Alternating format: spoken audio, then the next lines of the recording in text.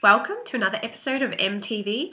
I'm Em from mburden.com, and this is the place where you get all the A's to your Q's around online business systems and how you can make them work for you so you're not working for them.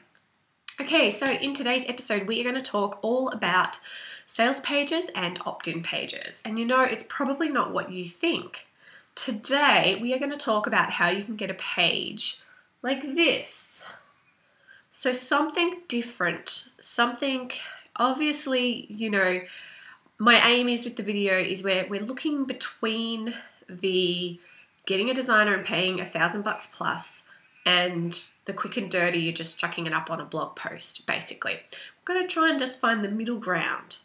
Okay, so I firmly believe that you can have some great looking opt-in pages and sales pages if you just are smart about it. And by smart, I mean have a bit of a system in place so that this is repeatable, because as you know, I'm all about the quick, okay? In online business, your job is to be making offers and building relationships. So in order to make those offers, you're going to need the sales pages or sales copy, whatever, and you'll also obviously need to be building your relationship. And the biggest way to build your relationship is obviously via your email list, which is where an opt-in page comes in. Okay, so I'm a firm believer in quick. Let's get it done, okay? No use, 4-6 months down the track still having that idea of your freebie opt-in and it hasn't actually gone up into the interwebs. Doing you no good out there while it's all in here. Okay, so let's have a little bit of a chat about, I had a client write in, or a potential client write in the other day, asking about, she had seen our luxlaunches.com page, which is just a very simple, it's basically just a landing page while we create the full page. But it does look quite good. So I'm just going to quickly scroll through and you can see, I don't know how good this is going to show up. So you can see there, some elements of it. And obviously, and she was sort of interested in something like that. Now, just to be transparent, that one is actually just that is a custom and fully designed job that we had our team do. But just using it as a bit of an example of what is going to be possible for you. So you've got an idea and you've got something you need to get your opt-in up or your sales page up. So what are your options? So option one, fully designed and probably custom coded, and you're looking at probably for a sales page $1,000 plus. $1,000 is probably cheap, so it's going to be more than that, I would say. A landing page, maybe if you've got a great designer, you might get from around $300, okay? So that's just a simple, background image with a opt-in form and some text. Okay, so the second option is, the second option ties into the third option as well. Second option is you get some elements designed. So some elements designed that are in keeping with your brand that you can either reuse or just use on this one particular page if that's what is appropriate. Now, the cost of this is going to depend, of course, completely upon your designer. But if you had a system in place, i.e. a series of images where you had all of all the sizes listed out, all of the images that you need that you could hand to a designer, that's going to be a hell of a lot cheaper than were you to just say to the designer, I need this, and by email 3 days later, I also need this and I also need that, right? Because a lot of people work based on hour. So if they can just sit there, they've got their list, they've got the dimensions, and they just jam them out, right? It's going to cost you a lot less. So that's a really good tip. And this is the system that I walk my personal clients, one-on-one clients through, and also people who are members of my premium trainings. So a system, right? Doing something once so that you can hand it off as many times as needed and get results much quicker and save money. So that's the second option, get some elements designed. And then obviously you would pull those designs into your page creator of choice, which we're going to touch on in just a minute. So the third option would be, of course, for you to design, so option 3, for you to design that list of elements yourself. So you could use something like Canva, PicMonkey. There's a lot of tools out there for people. If you've even got the slightest aesthetic eye, definitely something that you can do. And actually on that, I do want to just disclaim, I am not a designer, right? Totally not a designer. This video, I'm coming from the perspective of someone that uses systems and someone that gets things out there quickly for their clients and with their clients. And that's what I train people to do, okay? So I'm not a designer. Don't come looking to me for design help, but I do know what looks good online. And I do have an eye for style, right? So, you know, if you're the same, then there's no reason why you can't, you know, do this type of thing. So, of course, you can do it all yourself. And we'll touch again on that as we now talk about the different systems.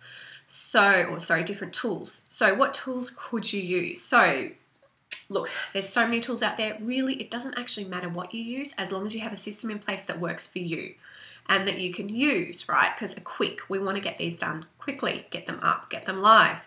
So the options I'm going to present today, there are lots others like ClickFunnels, Thrive, all these different page builders.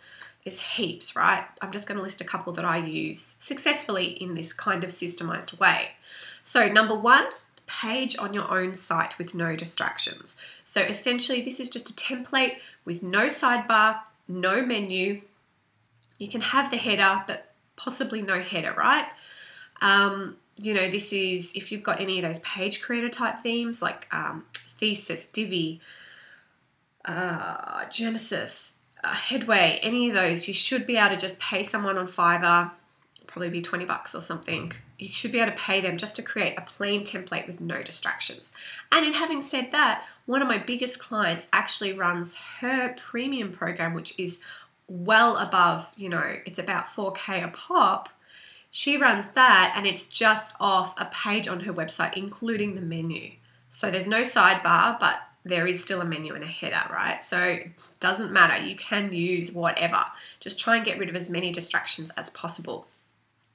Okay, second option is something like Optimize Press. So I'm going to say Optimize Press and also Divi Theme from Elegant Theme because there's a lot of users of that now and they do create it's very sleek to use. So Optimize Press, that'll allow you, or Divi, they'll allow you to create any sort of page layout you like. They also provide templates. So this all does live on your website. Two things here, Divi is a theme, so you have to use that theme for the whole website. Just a quick tip here though is if you are going to be doing a lot of these, which as I say, we've got to create, get it up, create, get it up. You might like to install, say if you don't use something like this, you might like to install on a different so like on a subdomain. So for example, for me, mbowden.com/ let's say exclusive. Maybe I install a WordPress installation under /exclusive if my hosting allows unlimited domains. And I could then install the Divi theme on that. And I could then use the page builder to build my landing pages and sales pages. And that would work fine. Optimize Press, on the other hand, is both a plugin and a theme. So being a plugin, you can add it to any theme, although you want to check that because it sometimes breaks with other page builders. So I think at the moment Headway it doesn't play well with. There's a big list on their website of things that it doesn't play well with. But if you've got just a normal kind of framework, then very likely that Optimize Press plugin will work for you. And Optimize Press does have a little bit of a learning curve, but it is great. You can do video launches with it, all sorts of opt-ins, just lots of cool stuff. It integrates with GoToWebinar, although it's a bit antiquated, you might not be using that anymore, but you know, it's a decent option for sure. Okay, and then our final option is lead pages. So a lot of people use lead pages. I know Clay, and I think his work is amazing. He's done an awesome job with lead pages. Lead pages essentially lives in the cloud, so you log into their platform and you create things. Very point and click, very intuitive, very sleek.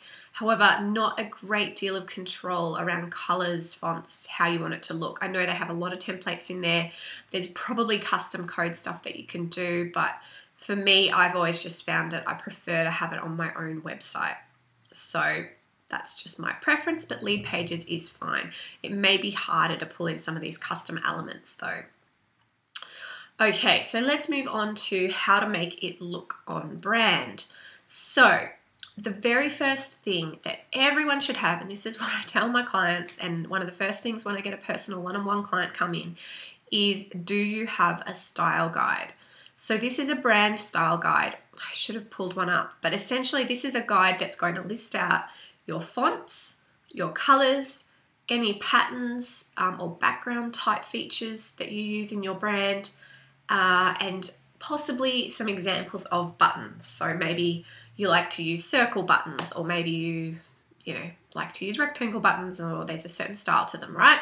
So if you have gotten your site designed by someone, I would love to say that all developers or website builders would actually give people a style guide, but unfortunately it's not the case. So could be the type of thing that if you have had a site done for you, you might be able to request your style guide. It might cost a little bit extra, or I would say they should give it to you for free, but I'm not your designer. So anyway, a style guide. If you don't already have one, then you can put one together yourself. So if your site has already been designed, you could put one together yourself. And essentially what you would be doing is you would open up your website, grab like a color picker. It's called a color picker. I might try and list some different ones beneath the video. I can't think off the top of my head, and I am on a Mac, so it's a little bit different for Mac and PC, but you want to find a color picker tool, and if you just take your mouse and hover around on all the different colors on your page. So generally, you'd probably have between 3 to 5, 6 colors on your page, I'd say, used in your main kind of branding. And you want to get those colors and list them out on a document, and preferably get the hex code as well. So you list them out in a document.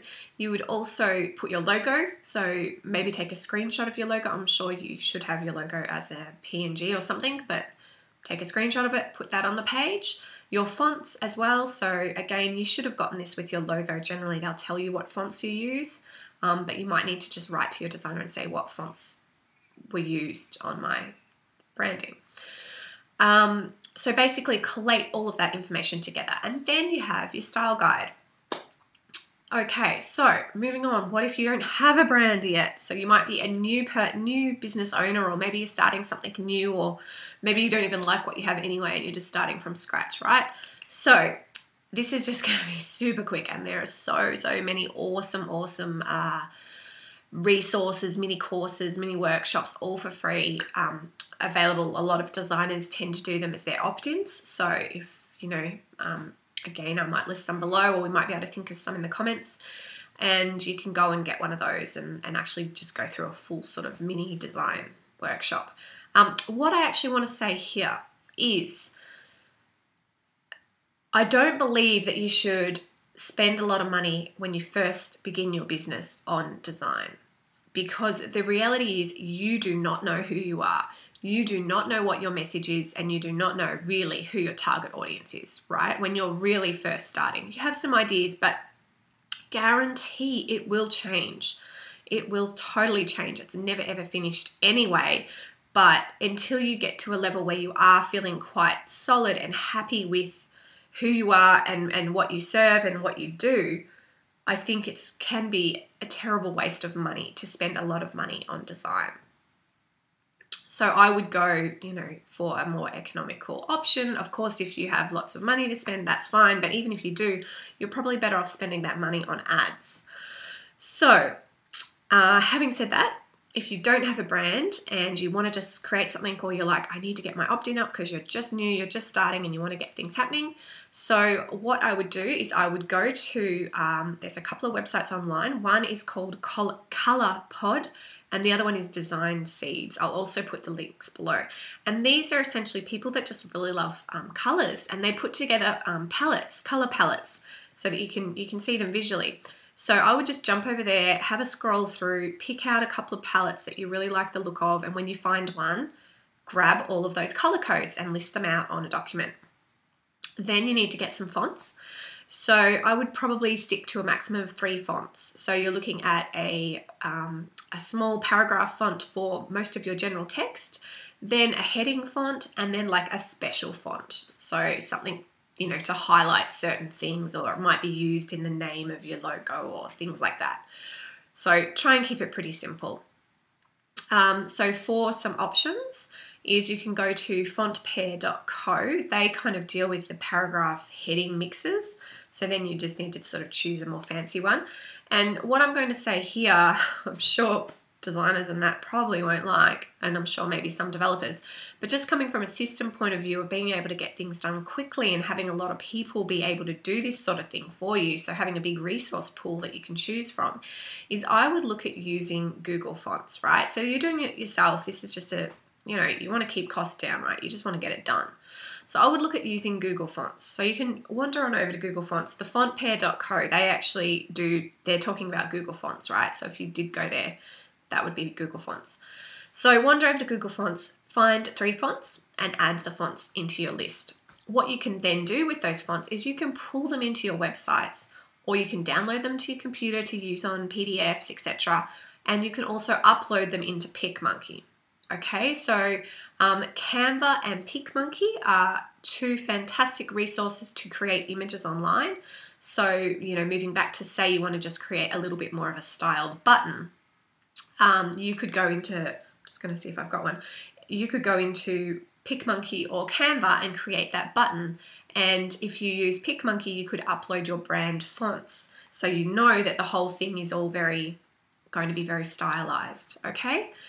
So that is a good tip there. Let me just see. I'll just sort of show up when I say looking at a different button. So you can see there's like a little bit of a button there.